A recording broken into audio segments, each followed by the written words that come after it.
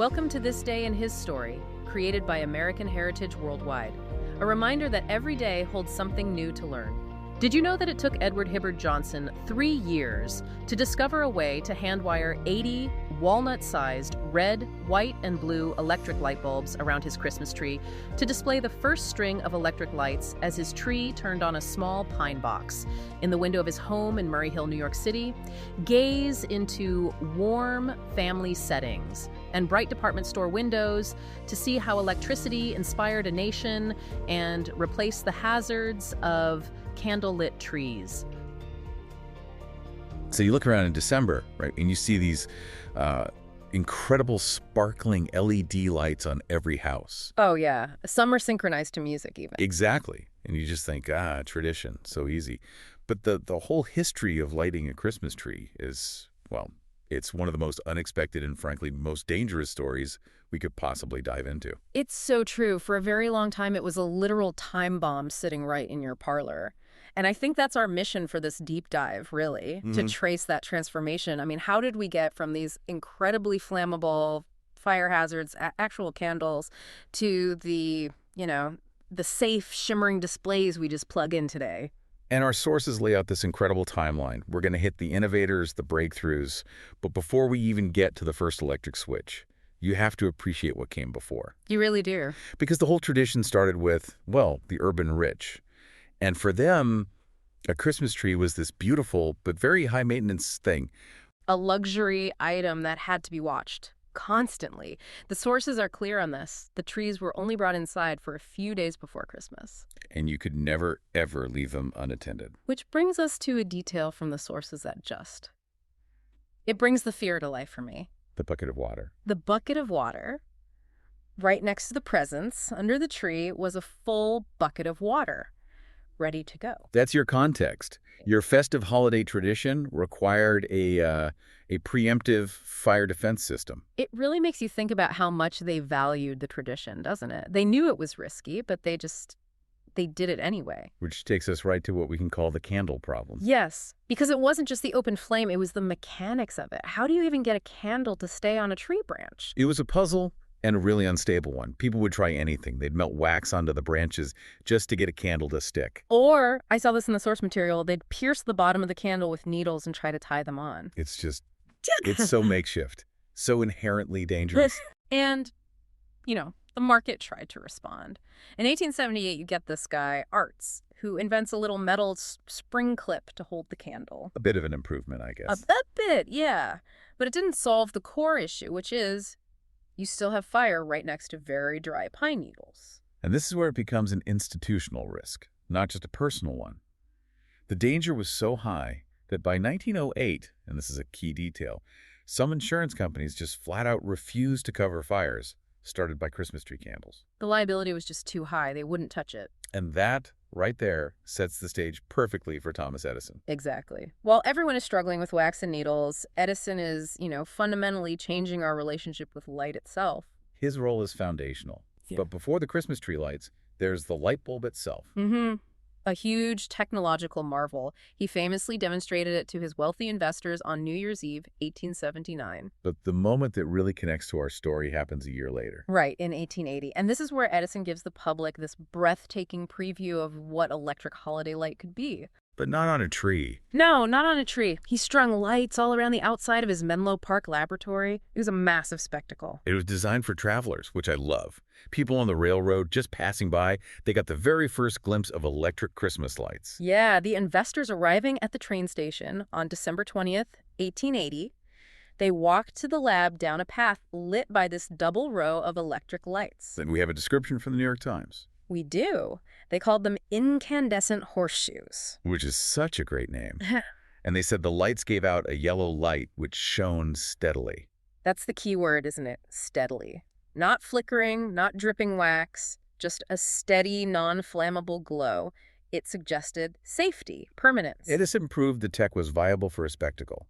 But somebody else had to take that idea and make it intimate, make it decorative. And that somebody is Edward Hibbard Johnson. The true pioneer here. He really is. Not just an acquaintance of Edison's, he was a friend, a partner in the illumination company. He is, and the sources are right to call him this, the father of electric Christmas tree lights. Because he's the one who took Edison's big idea and brought it indoors. He made it about decoration.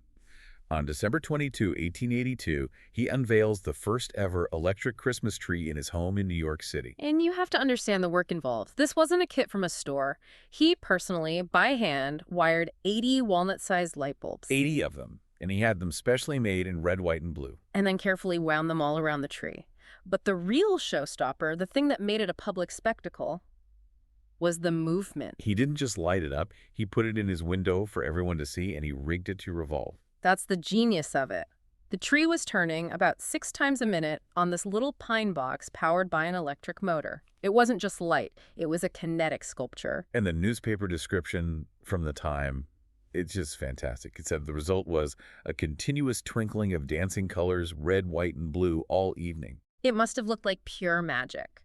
They were just mesmerized that the whole thing was kept going by what they called a filmy wire. Just this tiny wire. But what's interesting is that even after this stunning display in 1882, the sources say it took Johnson another 3 years just to figure out a practical way to manufacture the lights. He had created a one-off masterpiece. It wasn't scalable yet.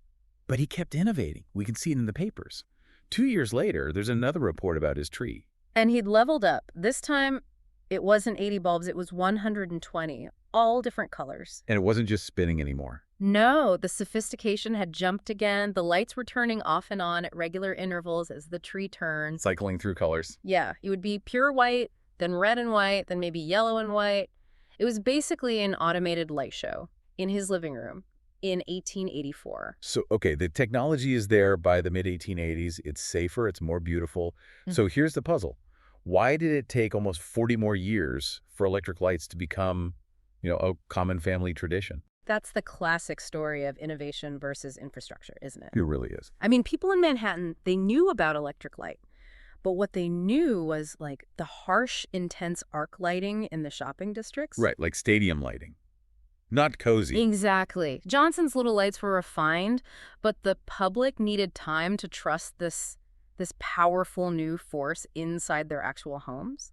And besides that, there were 2 huge practical obstacles. Money.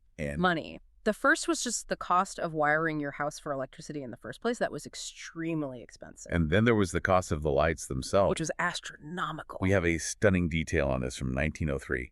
General Electric GE finally starts offering a pre-assembled Christmas light kit. Okay, so this is supposed to be the convenient version for the public. The convenient version. It had just 24 bulbs, and it cost $12. $12 in 1903. To put that in perspective for you, that could easily be weeks of wages for an average working family. Absolutely. And that was just for the strand of 24 lights.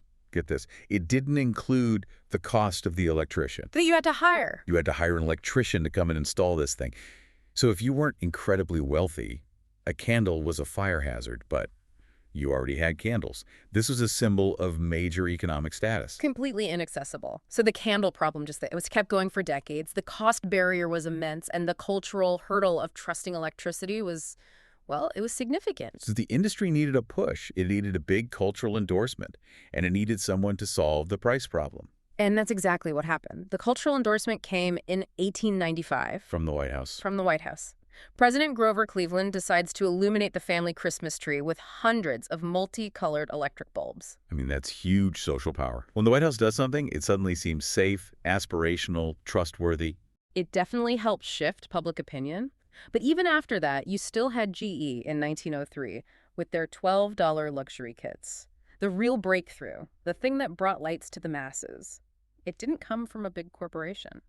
It came from a teenager. It came from a teenager. A kid named Albert Sadaka. In 1917, his family had a novelty lighting company, and he was the one who pushed them, said, we should offer strands of brightly colored lights to the public. And that was a transformative idea. GE was focused on these expensive, formal white light kits for the rich. Right. But Sadaka realized the wider market wanted what Johnson had shown off 30 years before. Color, fun, and most of all, affordability. And this is where the scale just explodes. By the 1920s, Albert and his brothers get organized. They form the National Outfit Manufacturers Association. Which everyone soon knew by its brand name, Noma Electric Company. And Noma is the company that finally bridged that gap. They figured out mass production. They figured out distribution. And they were so successful, they basically dominated the entire Christmas light market all the way until the 1960s. So when you think about it, what this all means for you, the learner, is that we've traced this incredible path from a dangerous candle that needed a bucket of water right there, through Edward Johnson's amazing hand-wired rotating spectacle for the elite, To a presidential seal of approval. and finally to Noma's mass-produced affordable strings that, changed everything. It's a story of how a brilliant innovation can still take half a century to truly become a tradition for everyone. And it's interesting, our source material makes a pivot right at the end. It moves from that commercial history of Noma to the deeper symbolic meaning that these lights took on. That's right. The physical light was always connected to a more reflective idea. The source notes that just as these lights bring, well, literal light into our homes during the darkest time of the year, they can also serve as a religious reminder of the birth of the Savior. They connect our modern LED strand all the way back to the ancient symbol of the Star of Bethlehem. Specifically, they cite the story of the wise men. They remind us that they looked for the light of a star and followed it, quoting Matthew. "Where is he that is born King of the Jews? For we have seen his star in the east and are come to worship him." So as you see all those lights twinkling this year, the safe, affordable result of decades of engineering and risk, it raises a pretty interesting final thought based on that reflection. You're surrounded by the light of innovation this holiday season. And the thought to leave you with is to maybe consider the idea of following a guiding light, whether that's symbolic for you or literal, as part of the tradition itself. It's a powerful thought how this physical light, created by people like Edison and Johnson, connects so neatly into this enduring ancient concept of a deeper guiding light. The light itself is really the whole story. Thank you for joining us for this day in His story. May the lessons of yesterday inspire you to see God's hand today and to play your part in His story now.